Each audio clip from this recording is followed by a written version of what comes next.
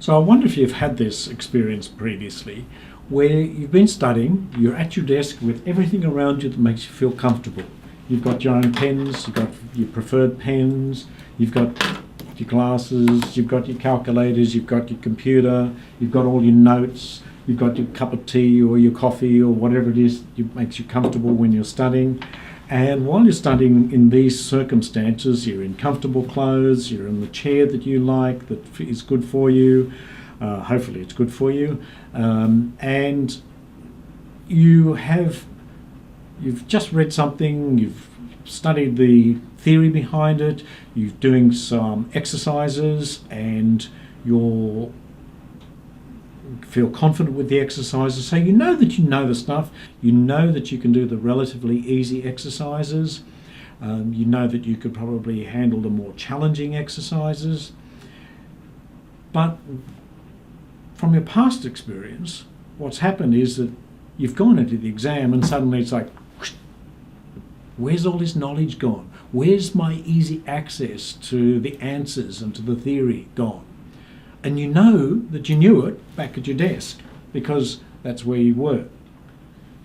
So this is a very common phenomenon, and it's to do with how our memories and our access to information are linked to the state of mind and body we're in when we're in the circumstances when we're encoding those memories and that knowledge. So you find yourself sitting in the exam room and it's nothing like it was back home. Here you are, you've got a desk that has a very plain colour, you're surrounded in the room by other people, somebody's walking backwards and forwards to check that you're not cheating. All you've got on your desk is your calculator, your pen, your exam paper, maybe a student card, glasses if you need them. That's it. No coffee, no tea, no other drinks or other substances that you might have helped you relax at home.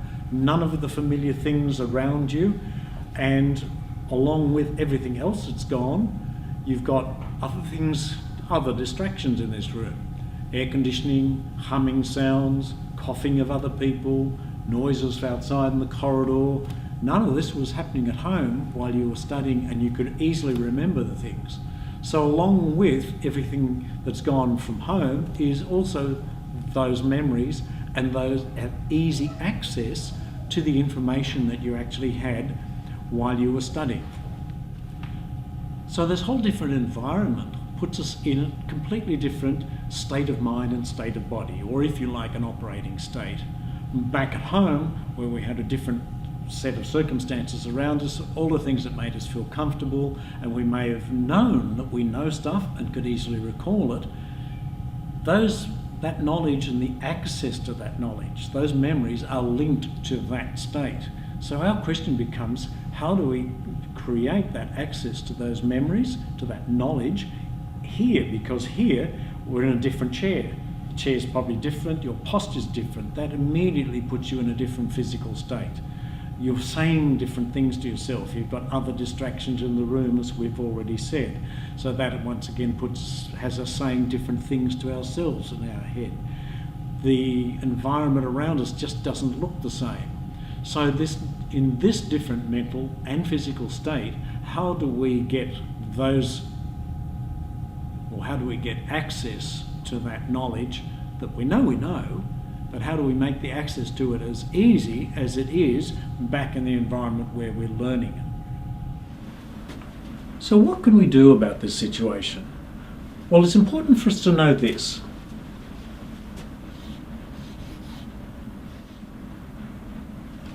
Memory is state dependent. So what do we mean by memory is state dependent? Well, you've heard somebody say, I'm just not in the right state for going to the movies tonight, or I'm just not in the mood.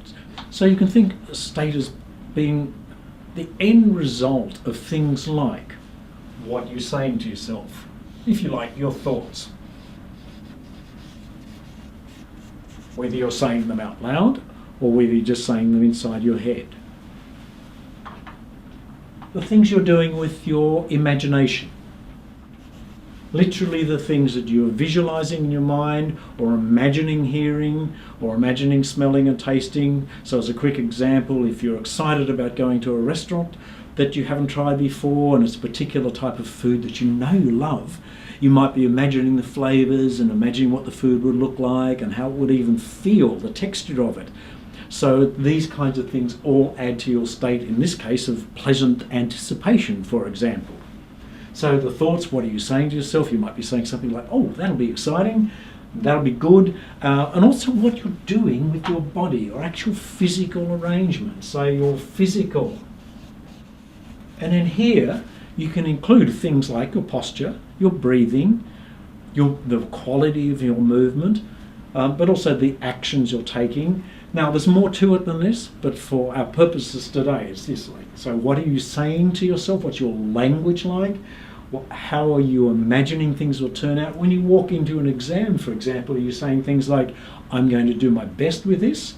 Or are you saying something like, oh gosh, I hope I don't fail this? And the tone, not only the words you say, but the way you say it will make a huge difference. So regardless of how well you're prepared, and hopefully you'll be really well prepared, you'll be saying something like, okay, I'm going to give this my best shot. You'll be imagining sitting well, breathing well, and still feeling energetic at the end of the exam. Even stuff like that will make a huge difference. So I'm going to refer to your state. A more appropriate term might be your operating state. So that's what we mean by state.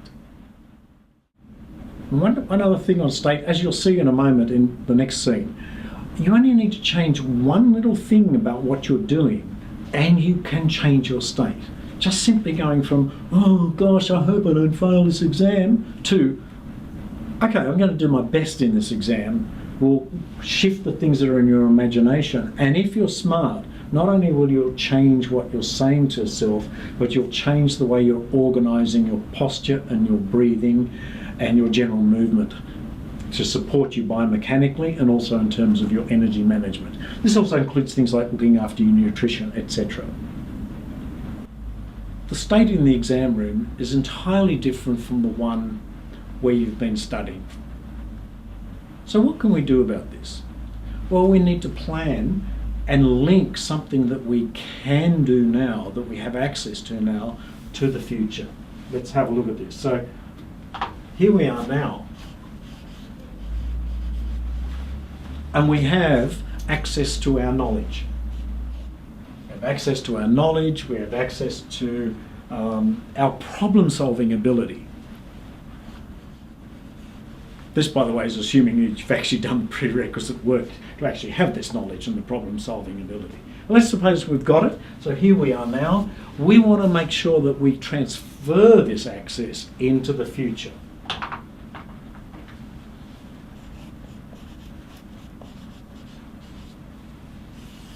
So we need to transfer it. So we need to set up a trigger in the future that will allow us to have this same quality of access.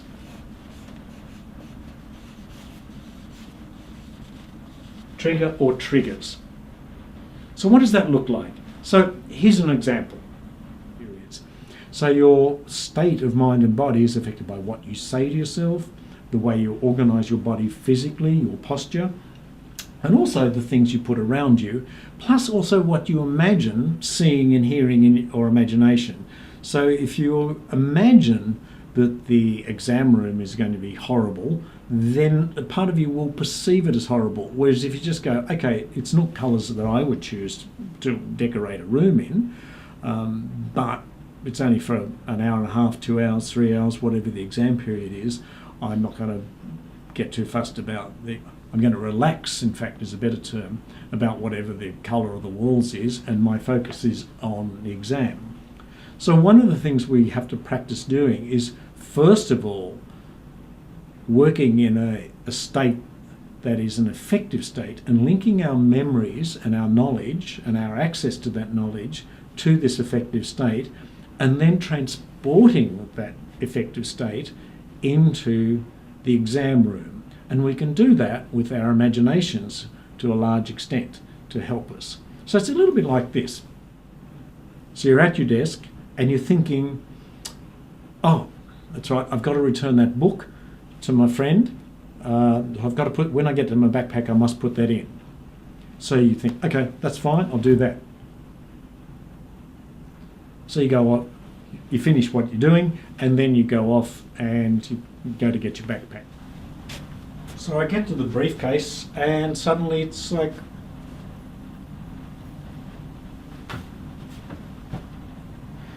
what was it?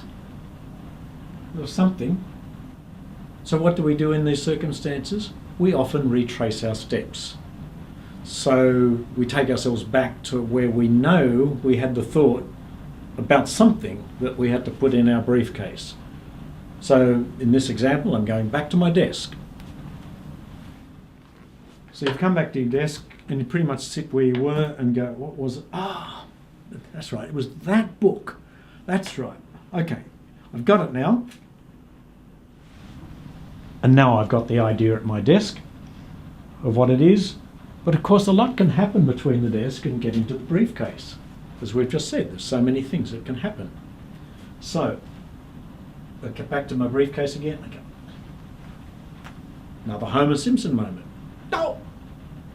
What was it? Well, I'll try again. We'll go back again. The third time you do it, if you get that much, you might be saying to yourself, having a Homer Simpson moment, going, oh, what is wrong with me? Well, there's a lot can, as we've just said, a lot can happen between here and actually walking to your backpack or wherever your briefcase is or whatever it might be. We've got so many tasks we have to do during a day. We can be thinking about any one of them. There can be all sorts of other things on our minds, and they can intrude very quickly. So one of the things that people who are good at memorising things or remembering things to do is they set up memory triggers. So it might be something about while you're sitting here thinking, I've got to put that book in my backpack when I get to it. What is it about either the look of the backpack?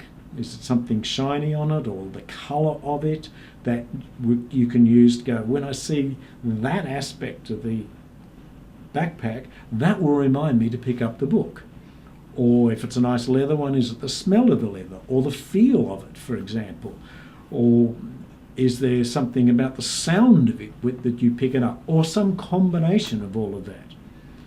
Sometimes you might need to exaggerate it, and you don't need to tell your friends this, but I've done this where I've been at home and been in the bathroom cleaning my teeth, thinking, I've got to put that in my briefcase or my backpack for work, and it might be a book, and I've got a corridor at home, so I imagine that the book that I have to pick up has grown in size until it's huge, and it fills the corridor, and it's like a howler from Harry Potter, and it stands there and the pages are flapping, the noise is coming at me, and the only way I can get through to my backpack is to walk through that book, but I can't walk through that book unless I pick it up and remember to put it into my backpack. So I'll set up some trigger that's an exaggerated imaginary experience to actually help me remember. You don't have to tell people you do this. I'm just doing it for you, to let you know that I do that sort of thing. But people who are very good at setting up memory triggers in the future do those sorts of things, sometimes consciously, and sometimes they just do it unconsciously. But there's always something in the future that reminds people, I have to get milk on the way home. Okay, so when I see the supermarket sign on the road that I always drive past, that'll be the trigger to remember to stop and buy the milk, for example. So this time, having imagined something about the backpack, or even an exaggerated version of the book shouting at me, when I go to the backpack, this time I'm having to walk through the howler, making all this noise at me, and the book is shouting at me, and I remember, it's the book that I have to put in to take back to my friends at work.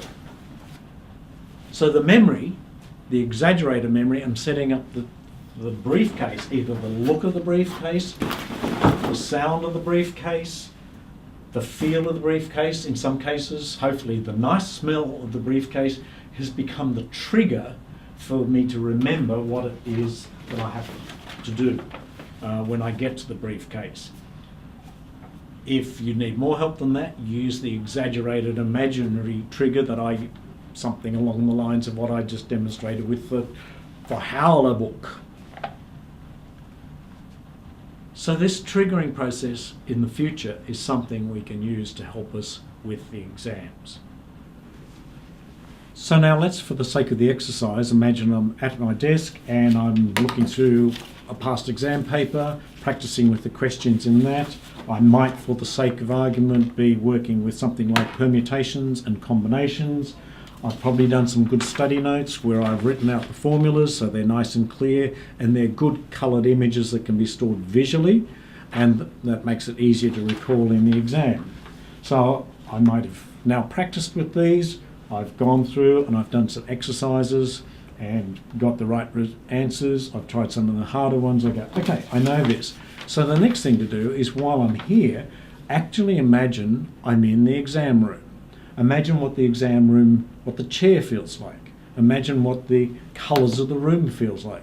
Imagine the crowd of people that might be in the exam room. And imagine seeing questions like the ones in the exam, in this practice exam, and being able to recall the information I need, the formulas I need, or the process more particularly that I need, and the state of mind and body that I need. And while I'm here at the desk, I'm actually imagining that I'm in the exam room. One of the key important aspects of this is really imagining as much as you can about the exam room. What does it feel like? What does it look like? What does the desk feel and look like? What is it going to be like with other people around you? What is it going to be like with somebody, the teacher, one or two teachers walking up and down the aisles, checking on people? And at the same time as all that's happening, imagining the room as vividly as you can, and imagining yourself being able to recall the information that you're learning at home. That it's kind of flying in and you're able to go, oh, that's it, I can picture the formula that I'm using. And the more you do that, and I recommend you do that at least 3 times with every major important piece of information or formula or process that you need to use during the exam. So remember, this is a skill, and skills take practice. So the first time you try this, you might not get quite the result you hope for, or you might do better. Either way, depending on how you practiced and set yourself up and the results you get, after that you've got a comparison between how you did your planning and the results you got. And the difference between these is quality of information known as feedback. And that feedback is information that allows you to review how you went about practicing, how you went about setting up your state of mind and body while you're studying, and how you went about encoding the knowledge and the information and the processes and the ways of tackling problem solving, and then how you also set yourself up when you got into the exam room to get the results you got. With time, you'll get better and better and better at this. There are other techniques, and we've got other videos on this which will complement what we're talking about here, and we thoroughly encourage you. But let's have a look at this flip chart. So here's our outcome. We've been planning to actually get our outcome. As you'll be aware, we have to take action. As long as you take action, you will get some results. And the difference between what you imagined you'd produce and what you did produce will give you quality information that allows you to refine all of this process. How you go about planning your outcome, setting yourself up, doing your study, doing your preparation, how you actually manage yourself during the exam, and the quality of the results. That information is called feedback. So we can take this information and feed it back into the next cycle in the process. If you do this, and do this consciously and deliberately and thoughtfully, you can get continually improving results. In the context of learning, and I said that carefully, in the context of learning, we can say this.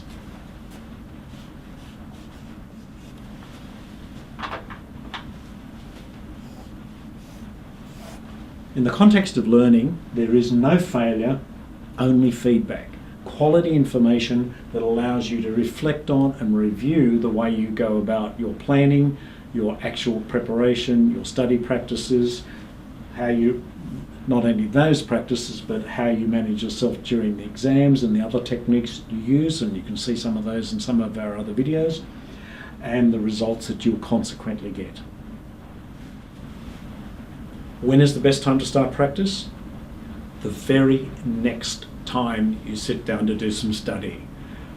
Once you actually feel comfortable with the piece of work, actually imagine yourself being able to retrieve that, use it, recall it, enjoy using it in the exam environment, as we've shown you. So, when do we next practice this skill? As soon as possible. And so, as a quick recap, let's think. We've been doing our study, we've been actually working with our theory, we've made sure we understand things like definitions, we understand formulas. Even if we're going to be given them in an exam, we make sure we understand them, we know how to apply them, we've done our practice, we've practiced the types of problem solving. If it's new problems, which is just straight problem solving with no previous theory, we also make sure that we're used to how to think with that type of problem and the kind of state and mind and body that helps us do that. So think of the posture, think of what you say to yourself, think of how you picture things in your imagination, and while you're at your desk, take yourself forward into the future, that you are in the exam room and that you're able to access the same state at a different desk in a different environment, that same state that allows you to easily access what you can so easily do in this environment where you've been learning the material and you know that you know it. And now you've transported yourself into the future and you're imagining as vividly as you can the feel, the smell, the sounds, the look of the exam room, and organising yourself into a resourceful state, a state where you can actually access those memories and actually rehearse recalling the information while you're in the exam room, so that when you are in the exam room, it'll be there for you in your own imagination, and you'll be able to use that much more comfortably and easily.